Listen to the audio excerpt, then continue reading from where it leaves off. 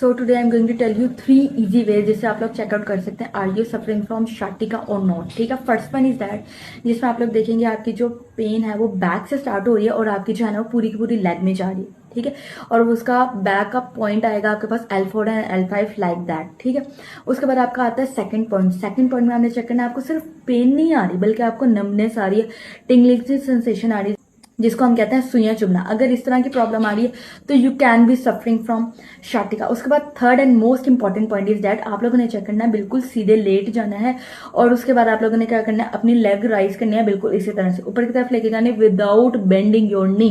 और अगर आप लोग की जो लेग ऊपर जा रही है वो 0 से 30 डिग्री के रेंज में आ रही है और इससे ऊपर नहीं जा रही and you are feeling so much pain, तो इसका मतलब है यू आर सफरिंग फ्रॉम शाटिका।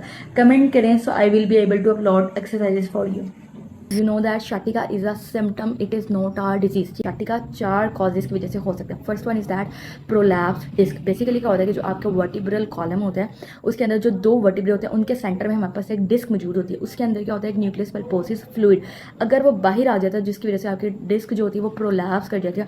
तो इस कंडीशन में क्या होता है कि आपकी जो शाटिक नर्व होती है उसमें बेसिकली कंप्रेशन आ जाती है, तो आपको शाटिका पेन जो होता है ना वो स्टार्ट हो जाता है। जो हमारे पास सेकंड कंडीशन होती है उसका नाम होता है स्पाइनल कैनाल स्टेनोसिस। बेसिकली क्या होता है जब आपकी स्पाइनल कैनाल जो होती है वो नैरो हो जाती है, जैसे उसके अंदर स्पेस होते हैं ना वो कम होना शुरू हो जाते हैं, जिसकी वजह से जो आपका स्पाइनल कोड होता है और जो उसके अंदर सारी नर्व्स पास कर रही होती है उनके ऊपर क्या आता है कंप्रेशन आ जाती है, प्रेशर ज़्यादा हो जाता है, जिसकी वजह से आपको स्पाइनल कैनाल स्टेनोसिस होती है जो कि ज़्यादातर लंबर वाले एरिया में ही होती है। ठीक है, जो कि L4 L5 वाला रीजन होता है। थर्ड कंडीशन कौन सी होती है? फेसिड आर्थ्रोपैथी। बेसिकली ये एक ऐसी कंडीशन है जिसमें आपको जॉइंट्स का आर्थराइटिस हो जाता है। जब वर्टिब्रेज होते हैं उन पर बहुत ज़्यादा इफेक्ट आता है, बस लीड करते हैं कि आपकी जो नर्व्स होती हैं वो बेसिकली उन पर प्रेशर ज़्यादा होता है तो वो कंप्रेस हो सकता है। हमारे पास फोर्थ वाली कंडीशन आती है जिसमें हमारे पास क्या होता है प्रीफॉर्मिस सिंड्रोम। ठीक है, ये बहुत सारे लोग होता है और ये बहुत ज़्यादा कॉमन कंडीशन है जो कि हमारे पास किसी भी इंजरी की वजह से, स्कार की वजह से हो सकता है। बेसिकली इसमें होता क्या है, इसमें आपको पेन आती है या नमनेस आती है जो कि आपके बैक में हो सकती है, लो बैक। ठीक है, उसके अलावा आपके हिप वाले पोर्शन में हो सकती है या आपकी थाइस में हो सकती है। ठीक है, और ये किसी भी इंजरी की वजह से हो सकता है जिसकी वजह से क्या हो सकता है कि आपकी जो शाटिक नर्व होगी वो कंप्रेस हो जाएगी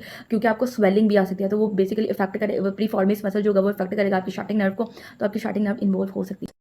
In this video, I am going to tell you which of the exercises that you can do in case of sciatica। ठीक है, सबसे पहले हमारे पास जो स्ट्रेच आएगा उसमें आप लोगों ने क्या करना है बिल्कुल सीधे इसी तरह से लेट जाना है और उसके बाद क्या करना है अपनी एक लेग को दूसरी लेग के ऊपर प्लेस कर देना है। ठीक है, और उसके बाद आपने जो आपकी एक साइड होगी बेसिकली उसको अपनी तरफ टर्न कर लेना है सेम इसी तरह। और आपको सेकंड स्ट्रेच में आप लोग क्या करेंगे सेम इसी तरह आप लोगों ने लेट जाना है और उसके बाद आप लोगों ने क्या करना है 1 by 1 अपनी नी को चेस्ट की तरफ लेके जाना है 1 by 1 यू कैन डू। आपके पास आ रहा है थर्ड स्ट्रेच में आप लोगों ने क्या करना है जो हमारे पास प्रीफॉर्मिक का स्ट्रेच होता है आप लोगों ने सेम इस तरह से जो है ना वो लेट जाना है। उसके बाद एक लेग को दूसरी लेग के ऊपर रखना है और फिर आपने जो अपनी दूसरी वाली लेग आएगी उसमें से आप लोगों ने बाजू निकालना है और अपनी जो लेग होगी ना उसको अपनी तरफ को स्ट्रेच करना होगा। ठीक है, ये आपके पास जो नेक्स्ट स्ट्रेच आएगा that is called a child pose. आप लोगों ने बिल्कुल इसी तरह से फॉलो करते हुए अपने लेग्स को बेंड करते हुए सीधा जो है ना अपने हाथ आगे की तरफ ले जाना है। ठीक है, जिसको हम चाइल्ड पोज कहते हैं। उसके बाद आपके पास लास्ट जो आएगा उसमें आप लोगों ने क्या करना है बिल्कुल सीधा जो है ना वो लेट जाना है। सीधा लेटने के बाद आपने क्या करना है पहले अपनी लेग को 90 डिग्री के एंगल पे कर लेना है। 90 डिग्री के एंगल पे करने के बाद आपने उसको बिल्कुल सीधा करने की कोशिश करनी है, जितना ऊपर जाएगा उसको ऊपर लेकर जाना है और उसके बाद अपने पाँव को अपनी तरफ जो है ना वो कर लेना है like that. And I hope this will be helpful for you.